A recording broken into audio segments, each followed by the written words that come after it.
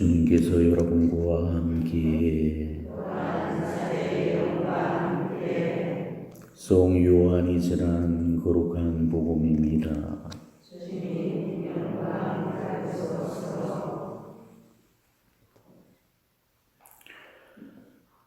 그날은 준비일이었고 이튿날 안식일은 큰 축일이었으므로 유다인들은 안식일에 시신이 십자가에 매달려 있지 않게 하려고 십자가에 못 박힌 이들의 다리를 부러뜨리고 시신을 치우게 하라고 빌라도에게 요청하였다.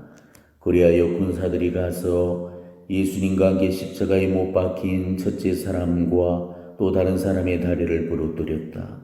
예수님께 가서는 이미 숨지신 것을 보고 다리를 부러뜨리는 대신 군사 하나가 창으로 그분의 옆구리를 찔렀다. 그러자고 피와 물이 흘러나왔다. 이는 직접 본 사람이 증언하는 것이므로 그의 증언은 참되다.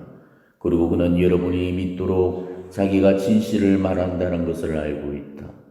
그의 뼈가 하나도 부러지지 않을 것이다 하신 성경 말씀이 이루어지려고 이런 일들이 일어난 것이다.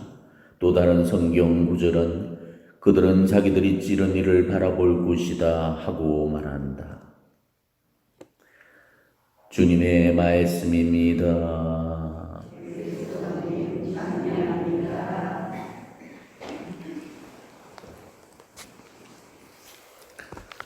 오늘은 예수 성심 대축일이자 사제 성화의 날이죠. 사제들의 축일에 해당되는 날입니다. 오늘 사제 성화의 날을 맞아서 이 세상 모든 사제들이 정말 착한 목자이신 예수님을 닮아서 착한 사제들이 되셨으면 좋겠습니다. 여러분들이 신부님들을 통해서 정말 예수님을 보고 듣고 느낄 수 있도록 예수님을 쏙 빼닮은 그런 착한 사제, 온유하고 겸손한 사제로 이 거룩한 제단이 합당하게 서실 수 있도록 기도를 해주셨으면 좋겠습니다.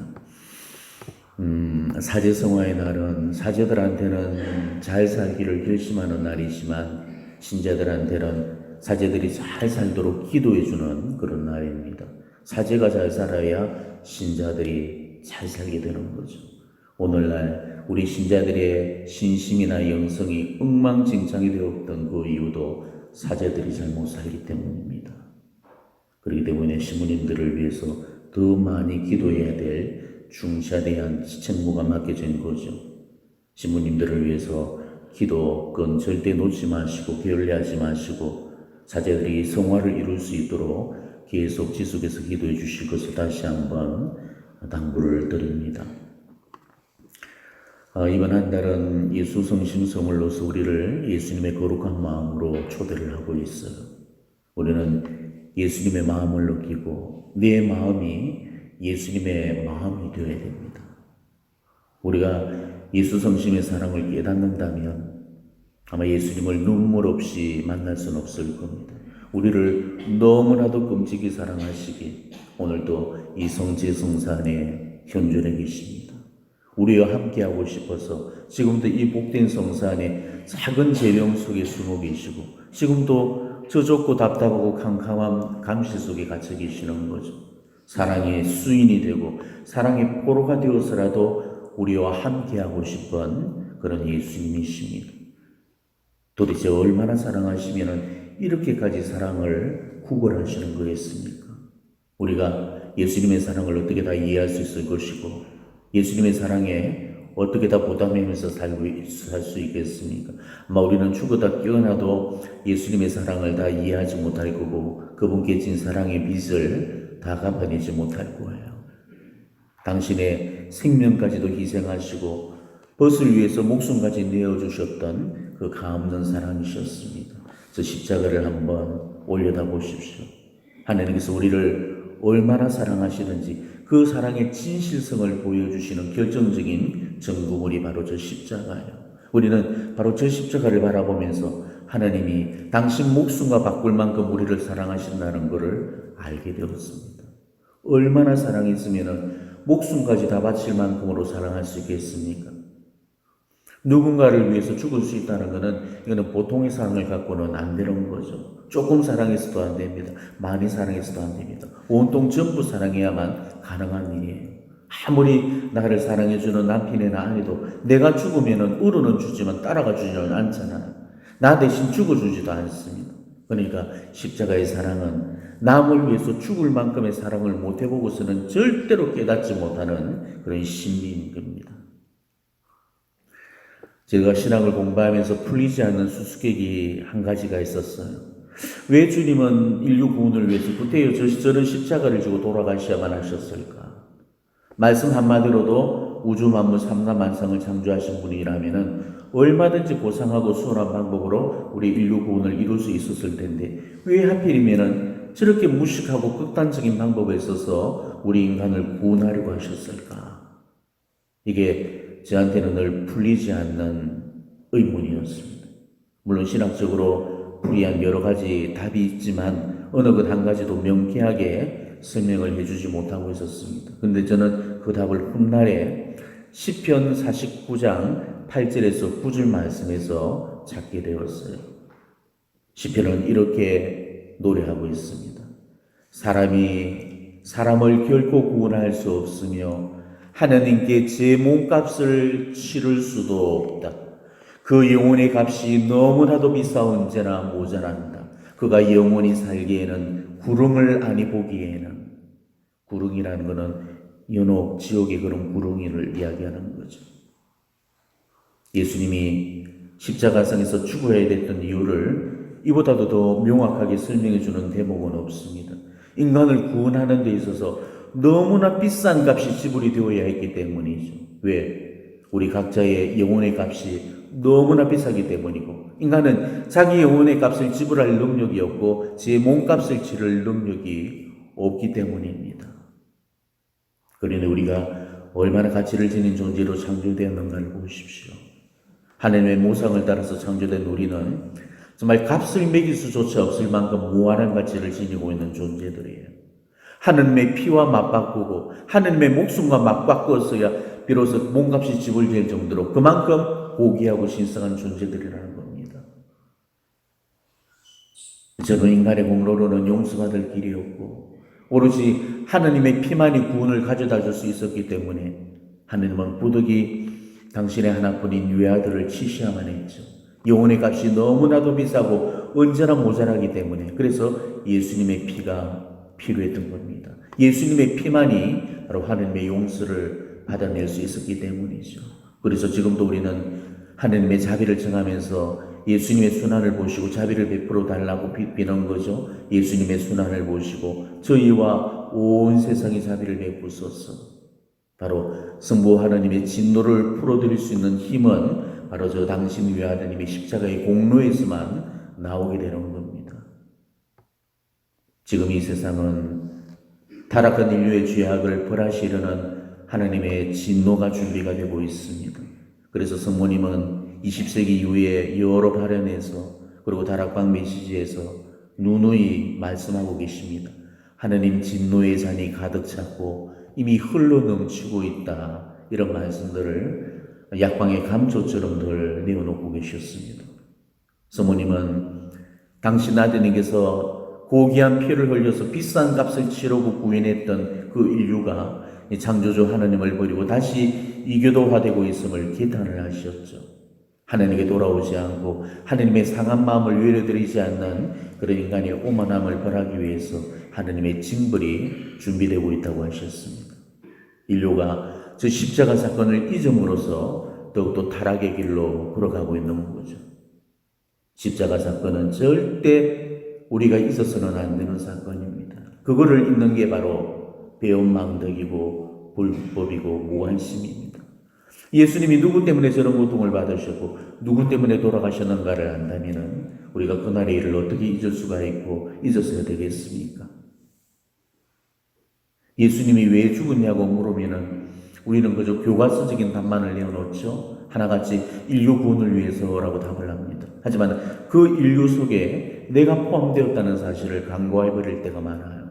예수님은 바로 죄 많은 누구 때문에, 죄 많은 누구를 대신해서 죽으신 게 아닙니다. 죄 많은 나 때문에, 죄 많은 나를 대신해서 나를 살려내기 위해서 그래서 죽으신 겁니다. 저는 자주자주 예수님의 순환을 묵상합니다. 예수님의 순환을 묵상하지 않은 사람은 하느님의 은혜를 깨달을 수가 없어요. 하느님의 은혜를 깨닫지 못하면 하느님께 감사드릴 수가 없고, 감사가 없으면 하느님께 보답을 드릴 수가 없는 겁니다. 이 예수님의 순환을 묵상할 때마다 제 머릿속에 맴도는 두 가지 말씀이 있어요. 예수님이 하셨던 두 가지 말씀. 내 마음이 너무 괴로워 죽을 지경이다. 그러면서 주의 하느님, 주의 하느님 어찌하여 저를 버리셨습니까? 예수님께서 고통 앞에 보여준 나약한 모습이었죠. 얼마나 괴로웠으면 죽을 지경이라고 그러셨고, 얼마나 외로우셨으면 버림받아도까지 느끼셨겠습니까? 예수님은 말로 다 표현할 수 없는 엄청난 육체적인 고통과 아무도 이해할 수 없는 절대적인 고독감을 맛보셨죠. 저는 이 두 말씀을 묵상할 때마다 눈물을 흘리곤 합니다. 정말 이 사무치는 말씀 앞에 눈물 흘리지 못했던 그 묻은 세월이 너무 죄스러워서 울게 됩니다. 배반했던 한 사람, 부인했던 한 사람, 도망쳤던 9사람, 나의 어떤 모습 때문에 주님이 아파하셨을까를 자주금 묵상을 해봅니다. 나는 배반하지 않았다고, 나는 부인하지 않았다고, 나는 도망치지 않았다고 감히 자신 있게 얘기할 수 있는 사람이 우리 중에 몇이나 있겠습니까?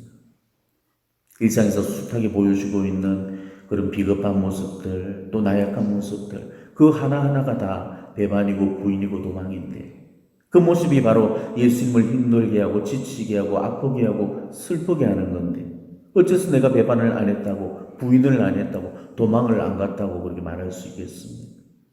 내가 그분을 고발했고, 내가 그분을 팔아넘겼고, 내가 그분을 때렸고, 내가 그분께 매질을 했고, 내가 그분께 침을 뱉었고, 내가 그분을 조롱했고, 내가 그분께 가시관을 씌워드렸습니다.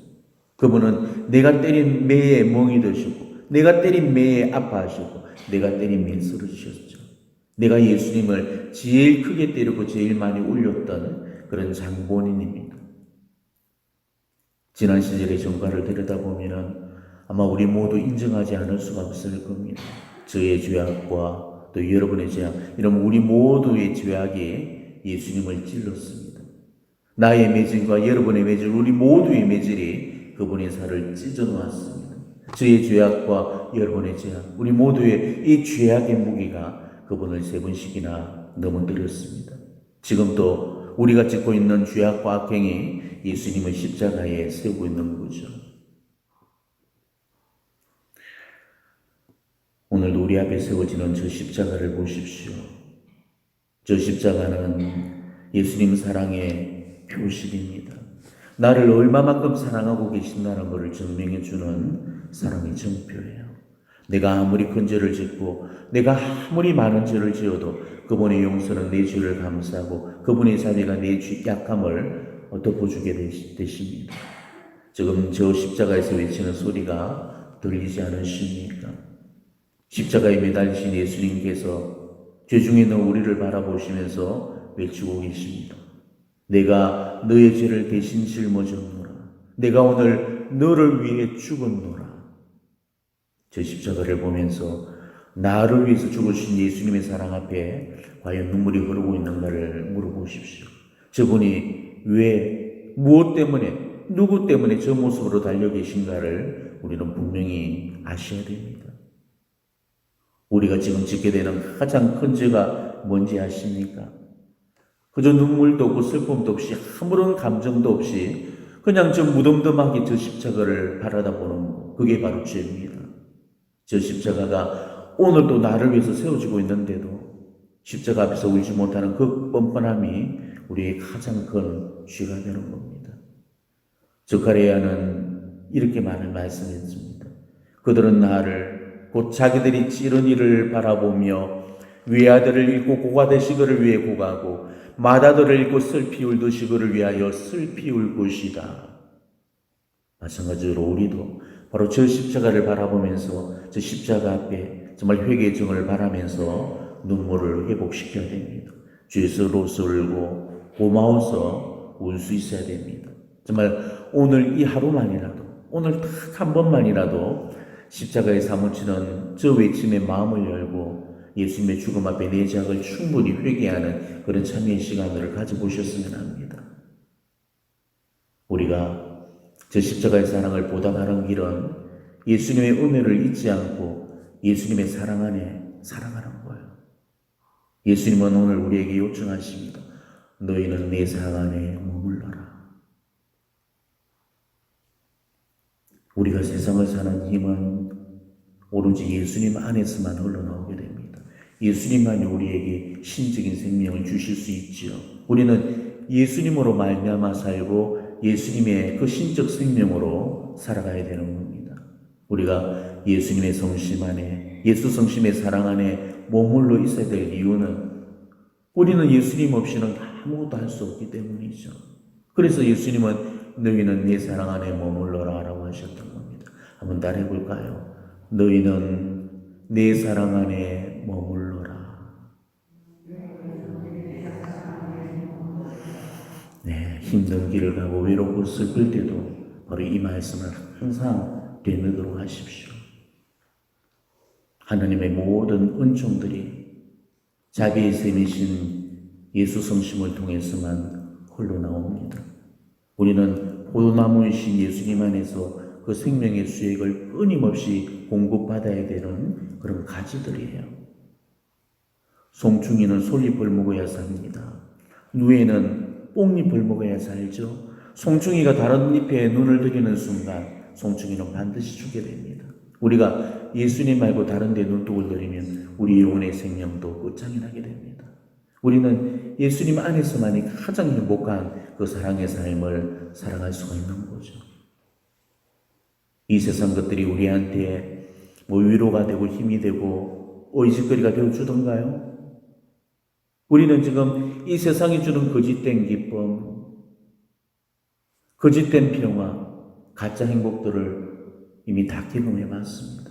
세상은 우리에게 절대 의식거리가 되어주지 못합니다. 우리가 세상을 의지하고 세상에 기댈수록 오히려 헛헛함을 느끼게 되고 우리 영혼은 더욱더 피폐해지고 메말라지게 되는 겁니다. 여러분들은 그나마 본당에서 열심한 축에 속한 그런 신자들이셔요.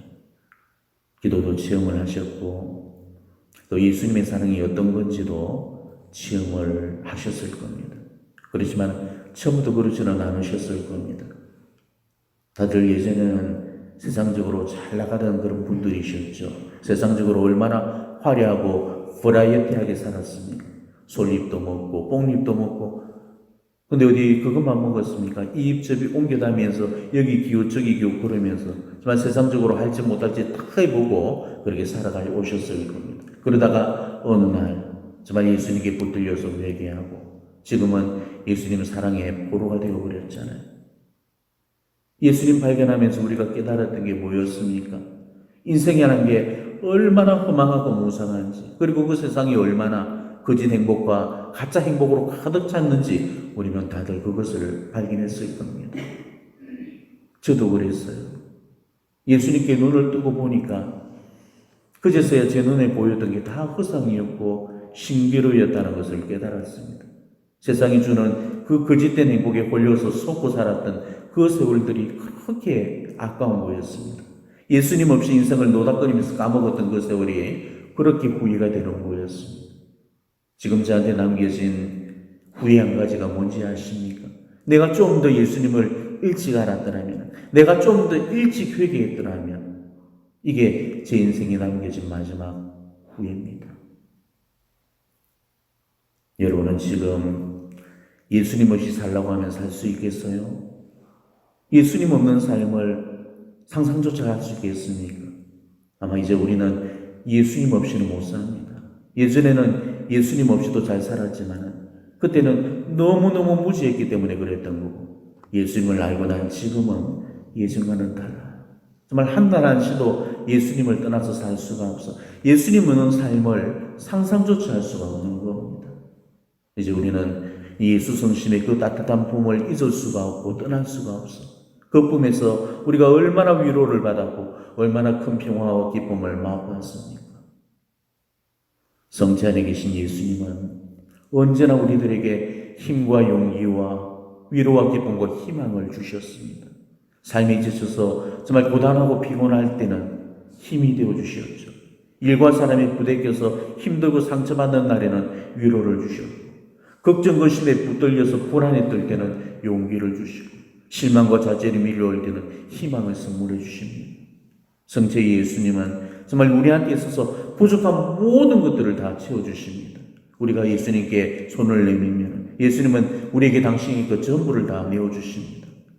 아니, 목숨까지도 주시는 분이 뭐라고 안 주시겠습니까? 예수님 안에서 얻을 수 없는 은총은 없습니다. 예수님이 주실 수 없는 은총이라면 이 세상 그 어디에서도 우리는 답을 얻지 못할 겁니다. 예수님은 우리 한 영혼을 지극한 사랑으로 품에 안으시고 우리를 당신의 전 존재를 다 바쳐서 사랑해 주십니다.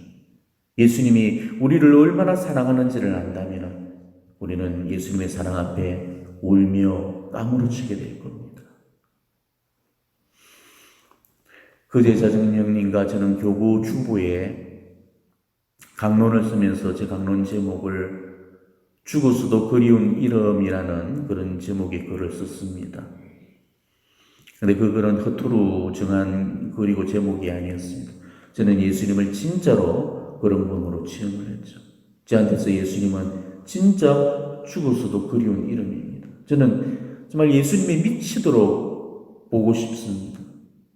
연인들 사이에 보고 있어도 보고 싶다는 그런 말을 하던데 저는 처음에는 그 뜻을 이해하지를 못했죠. 그런데 예수님을 진짜로 사랑하면서부터 비로소 그 말 뜻을 이해할 수 있었습니다. 보고 있어도 정말 보고 싶습니다. 그게 저를 힘들게 하고 지치게 만듭니다. 정말 그 그리움에 지쳐서 어떤 날은 어서 빨리 세상을 떠나서 예수님께 가고 싶어질 때가 많아요. 예수님을 배울 수만 있다면 지금이라도 당장 제 목숨을 내려놓을 수 있습니다. 여기서 예수님은 살아서도 그리운 이름이지만 죽어서도 영원히 그리워할 이름이시기 때문이죠. 저는 하루 중에 제일 행복한 시간이 이 미사 성제를 봉헌하는 이 시간과 그리고 성체 앞에 머물러 있는 시간이에요. 예수님 안에 머물며 조배를 하는 시간만큼 정말 행복하고 좋은 시간은 없습니다. 머금이 좋다는 것은 머물러 본 사람만이 느낄 수 있는 행복이잖아요. 주님 안에 내가 있고 내 안에 주님이 계시는 이 완벽한 일치와 결합, 이거는 경험해 본 사람이 아니고서는 모를 행복이잖아요. 이 행복을 한 번이라도 맛본 사람은 절대로 이 맛을 잊을 수가 없고 끊을 수가 없습니다. 그래서 한날 한시라도 주님을 떠나서 할 수가 없죠. 늘 성체 앞에 머물면서 그 힘으로 살게 되는 겁니다. 그래서 이 세상에서 가장 지독한 중독이 바로 이 중독이에요. 이 세상에서 중독이라는 이름을 가진 것들은 다 나쁜 이름들입니다.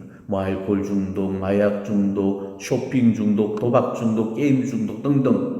그다음 모든 중독들은 우리가 다 피해야 되지만 이 중독만큼은 우리가 빠져야 될 중독입니다. 알코올 중독자는 술 힘으로 살고 마약 중독자는 마약의 힘을 빌려 삽니다. 그렇다면 우리는 바로 주님의 힘을 빌어서 살아야 됩니다. 우리가 주님께 중독되지 않고서는 우리는 결코 예수님을 사랑하는 사람이라고 말할 수 없는 거죠. 시편은 이렇게 노래합니다. 주님께 감사하라. 그 좋으신 분을 영원토 하시어라. 그 사람이에요. 우리 인생에서 이 좋으신 분을 결코 포기하지 마십시오. 바오로 사도의 고백처럼 우리는 이제 살아도 예수님을 위해 살고 죽더라도 예수님을 위해서 죽을 수 있어야 됩니다. 이제는 내가 사는 것이 아니고 내 안에 예수님께서 사시는 거예요. 우리는 예수님의 것이고 온전히 예수님의 소유가 되어야 됩니다. 어떠한 순간이라도 예수님을 떠나가는 일이 없도록, 예수님을 내 삶에서 놓치는 일이 없도록 예수님만 꼭 붙들고 살았으면 좋겠습니다. 어떤 인생 문제든 예수님과 먼저 상의하시고 예수님께 여쭙시고 예수님께 아뢰시고 예수님만 의지한다면 예수님은 우리에게 반드시 힘이 되어 주실 겁니다. 우리가 여러 인생 문제에서 답을 얻지 못하는 이유는 그동안 예수님을 신뢰하지 않았고 예수님께 의지하지 않았기 때문입니다. 인생 문제는 예수님이 아니고서는 답을 주지를 못해요. 가끔씩 인생 문제를 들고 저를 찾아오는 분들이 계시죠. 저는 면담을 할 때면은 늘 예수 성책기에 조배를 하라고 일러줍니다. 아마 저한테 고해성사를 받는 그런 분들은 늘 한결같은 보석을 받고 있다는 사실을 알고 계실 겁니다. 언제나 성체대전 앞에 조배를 하라는 보석을 줍니다. 어떤 인생의 문제건 간에 제가 내놓는 답은 언제나 한 가지뿐이에요. 무조건 성체조배를 해보라는 겁니다. 아주 진부한 답 같지만 인생 문제에 이보다 더 큰 답은 있을 수 없습니다.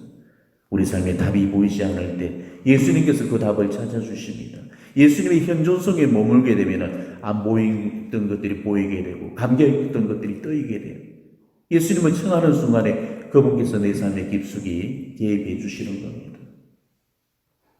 저는 회개를 하고 난 이후에 제 삶의 결론을 이미 내려버렸습니다.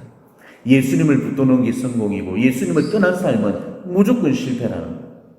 우리 인생의 실패는 성공을 놓친 게 아니고 예수님의 일을 놓친 거라는 것을 저는 제 삶의 결론으로 내렸습니다. 어떠한 우리 인생의 문제도 예수님 없이는 해결되지 않아요. 저는 인생 문제지에 세상 답을 썼다가 실패를 본 그런 경험자입니다. 그 많은 날들을 허비하고 나서 비로소 예수님 안에서 정답을 찾을 수 있었죠. 이 세상 속에는 우리가 찾는 답이 없었습니다. 내가 찾아놓은 답을 정답으로 믿으면 우리는 반드시 후회를 하게 되어 있습니다. 예수님께서 찾아주시는 그 답만이 실수나 실패가 없어요. 저는 지금도 후회가 됩니다.